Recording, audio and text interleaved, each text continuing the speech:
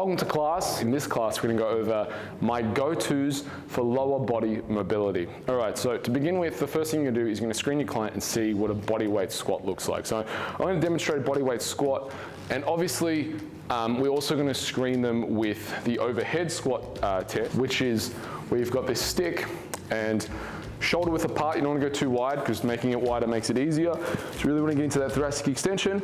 And this is a challenge test, right? So this is challenging the upper body and the lower body to stay aligned in that full position, right? So more or less, that is the ideal range. So your clients are probably not going to look like that. So what do? The first thing is you want to address and see what is actually going on with the client. Often people think it's an issue of mobility, where really it's an issue of strength. So actually a lot of, I suppose, squatting issues can be solved through helping your clients get more stable. When you create more stability, you'll create more strength, right? So it's hard to say for sure because obviously I'm not with you when you screen your clients, but almost the first thing I do for most clients, I've got an 8 kilo here. You could use a 2.5 kilo plate for this exercise, or you could use the 8 kilo, like I'm going to show you both variations, thank you.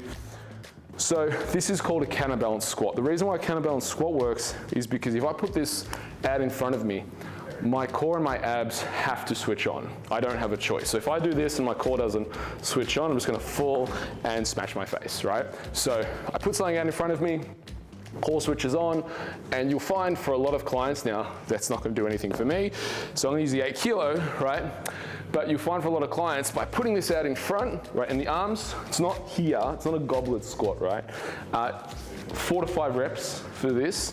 It's out in front, again, if they're not as strong in their upper body, you can use 4 kilos, you can use 2.5 kilos, completely fine. The goal is for them to switch on their core.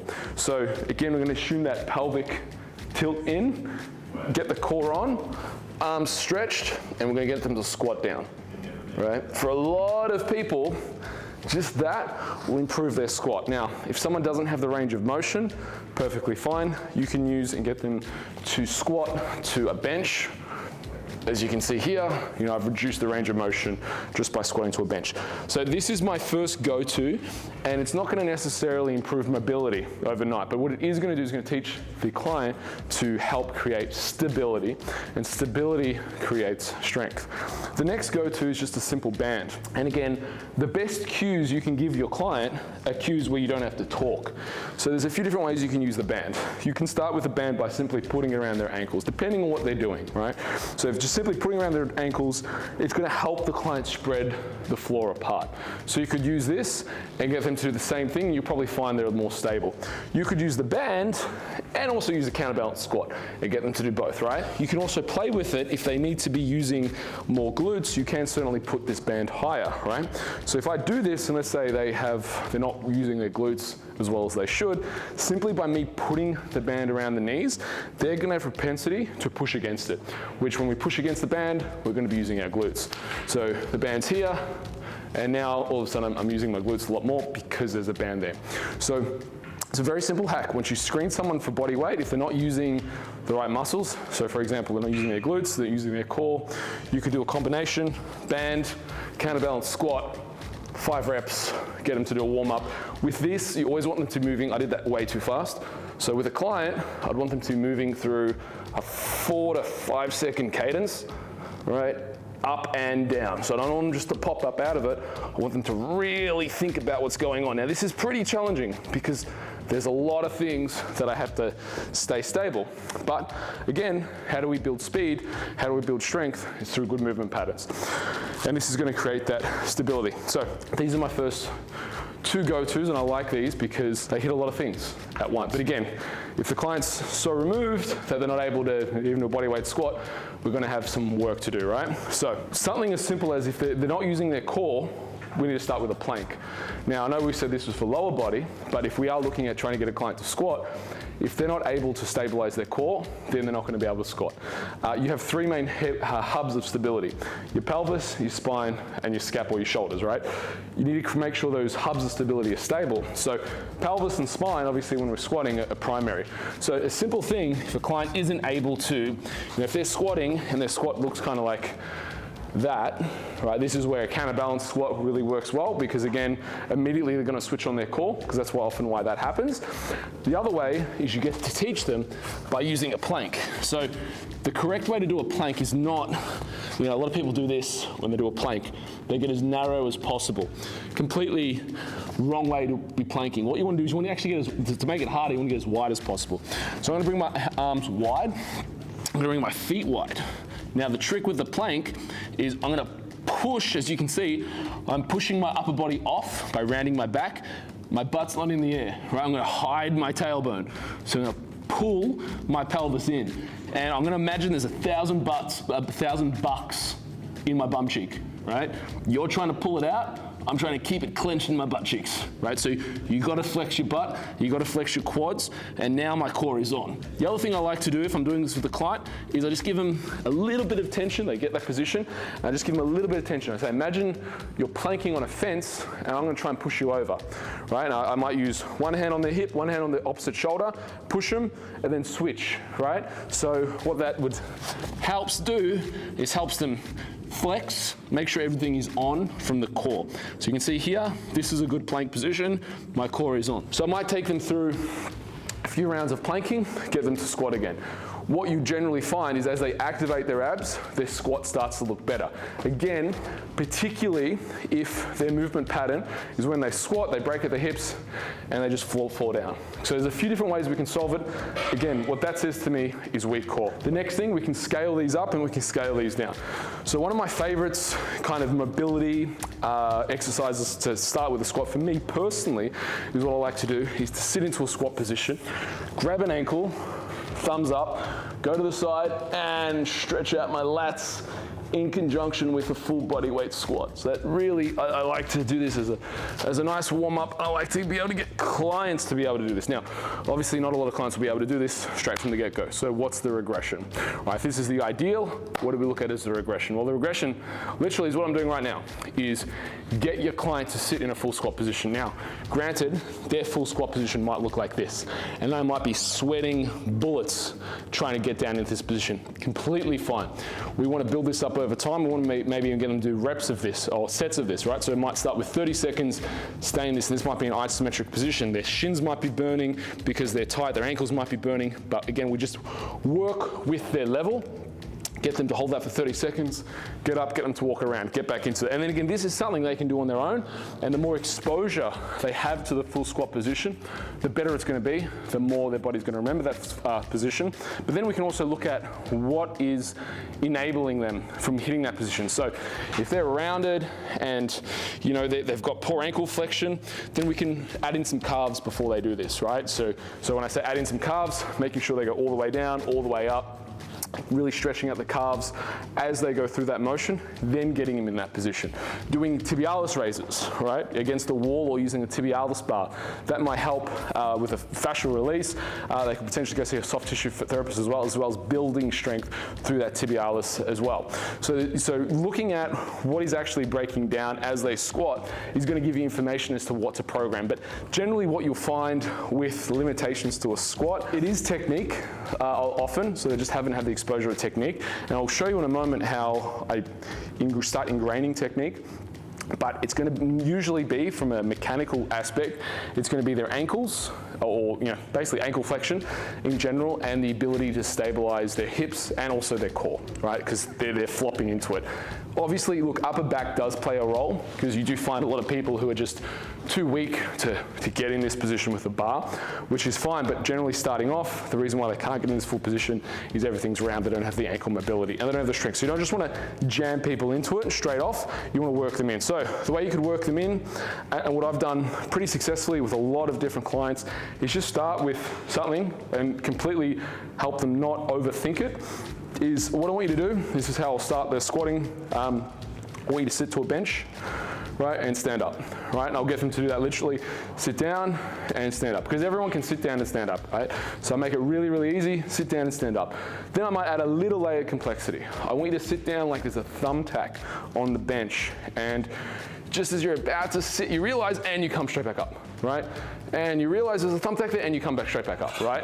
So getting them not to just relax, but getting them. The next thing you could do is you could use trusty band and use the band as you go through. The next progression is using a stick, not a bar.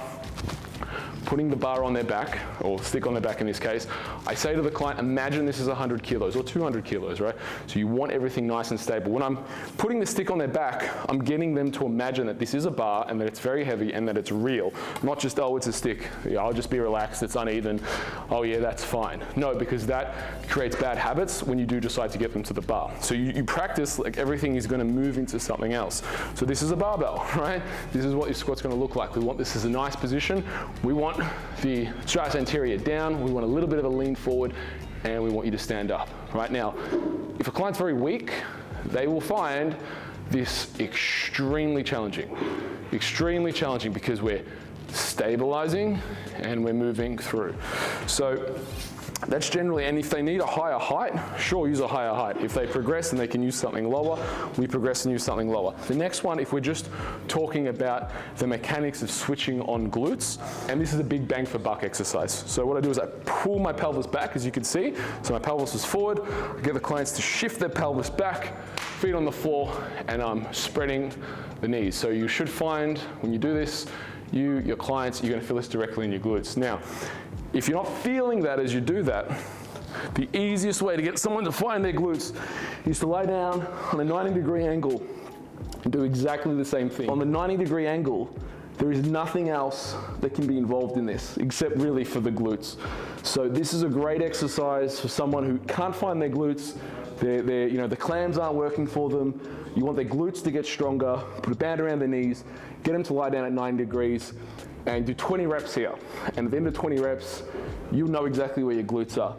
I like to combine this, once they've done their 20 or 10 to 20 reps, depending on the client, I like to combine it with the squat, because after they've done that, when they squat, they'll really be feeling their glutes as they do that. Now, if you want to make it even more advanced, you could go into something like a kettlebell swing, but most of the clients won't be ready for that, so I won't talk about that in this video. So it's usually just the double that we'll use for general pop clients. Things that clients can do, the more clients get exposure to things at home, the better. One of the drills that I really like before we even begin is, it's called swivel hips. So swivel hips is where we internally rotate with the hips. Now, you can see a lot of clients when they start, they might only get to here. And all of this might be jammed up through the hip flexor, etc. They're not able to get all the way down. But what we're aiming is this toe, this knee, this heel, right? And I swivel back and forth. Now, 20 reps, you don't have to count necessarily, it's just to warm up through the hips. A lot of clients will find this pretty challenging, and the more, again, exposure they get as a warm-up, that's what I like to do as a warm-up. The next one that I really like, again, because I like things that hit a lot of things at once, is fire hydrants. This is probably the most underrated warm-up drill. Fire hydrants is, you get on all fours, imagine that you're a dog peeing on a fire hydrant, right? So what you're gonna do is you're gonna lift your leg up and around. Now, we wanna create a nice circle, and we wanna do it slowly. One of the mistakes that people make with the fire hydrants is they move everything as they go around, right? We're not moving everything. We're staying stable. The hips and pelvis is staying steady. We're lifting up and moving around. So you really should feel this through the glutes and adductors as well. But this is where I start a lot of clients doing fire hydrants because it is a big bang for buck exercise and people feel it. So I'm hitting glutes, I'm getting the mobility aspect of it in there as well. I'm getting the stability aspect where they have to start thinking about where their pelvis is. So I'll definitely start clients with fire hydrants, usually like 10 reps each side, and then we'll move to something a bit more progressive, but that's a great one. Now, if someone is, and this is for bonus points, right?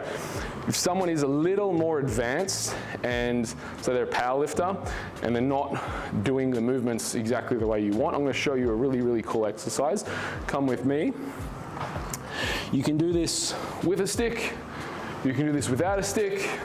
I'll show you both variations, but this is probably one of my favorite warm-up exercises personally, if I've got a low bar squat. So all you need is a wall to do this. all right? You're gonna get as close to the wall as humanly possible. The better you are at this, the closer you're gonna be able to get to the wall. So I'm gonna get pretty close to the wall, and then I'm gonna squat down. And what this does is, for folks that squat, and again, this is where, if you're using this exercise, this is a technique exercise, and people do need a bit of strength to do this. This is really gonna fix people's bad patterns. But again, if someone's weak, you're not gonna start this. This isn't an exercise for someone new to training. This is an exercise for someone who's been training a while and they've got bad habits in their squat, right? And again, I still might use the counterbalance with that person as well because their abs might be too weak. For someone who's squatting, let's say as a powerlifter, or what they do is they lean forward when they squat, this is a great exercise, or they're not opening up the floor enough. Again, for me to get in the right position here, I have to open up through my legs and through my hips. And I can't lean forward, right? I gotta stay up tall. So I'm stacking the ribs. I'm in this position here and back up. Now, if I really wanna challenge someone in this, I'm gonna get them with a stick on their back and get them to spread. And back up, right? Simple wall squat. Let's call it a wall squat, right? Simple, but it helps with establishing good technique patterns. We'll go back over here. The only thing that I have yet to show you is basically the ankle flexion and calf things, because again, often what happens is we forget and neglect calf training because we think about the squat, but a lot of the mechanics of the squat happens with that knee flexion, right? So we don't get the knee over toe, and this is where a lot of the practices that we'll teach when you come into a seminar is we'll start with unilateral things, because we need to get that knee flexion to be able to squat properly. So calves is, I suppose, the ability to stabilize through knee flexion is also a function of the calf and also a function of that tibialis anterior. So you are going to need some calves. I mean, you can do them standing, you can do them seated, you can do donkeys. Donkeys, I particularly do like the donkey variation. That's where you're going to completely stretch out through the hamstring, go all the way down and all the way up. Probably too much for a general population client who's just beginning their journey, but a great exercise nonetheless. So I'll show you. I like to do single leg. Your clients may be too weak to begin with for single leg, so you just simply double leg, but you want to be working that unilateral function, particularly the ankle flexion rather, is an issue for the client. The more ankle flexion you have, the better your knee flexion, the ability to get into knee flexion it's going to be, right? The more range of motion, because often the constraint is ankle flexion, right? This is where and why, if someone squats like this, with flat feet, and you put them up on a box like this, they can immediately get into position. Yes, their center of mass has changed, that's also true, but you've allowed for that ankle flexion too, so it's a hack. That's why lifters have lifting shoes have that heel, is to get into that better position, shifts the center of mass forward just a little bit, but bypasses that limitation for a lot of people, which is in ankle flexion. So again, with your calves, all the way down, don't just come down. Again, when you're doing calves, instruct the client, it's not just flop, up, flop. You're not flopping. You pull your heels down to the floor. Come up, and then come up again. Pull your heels down to the floor, so you're really getting that stretch. Now, there's quite a bit of a stretch that I've got there. There's quite a bit of range. Clients might only be there, completely fine. What you want to be doing is you just want to be working that range with your clients, right? Getting down all the way into it, all the way up. If they don't feel it, they're doing it wrong. You should feel this, take the time to do it and do it properly. All right, so that was the video on my go-to exercises for lower body mobility, stability, and getting someone to be able to squat and move without pain and better and injury-free. Hope you enjoyed. Stay tuned to more great classes.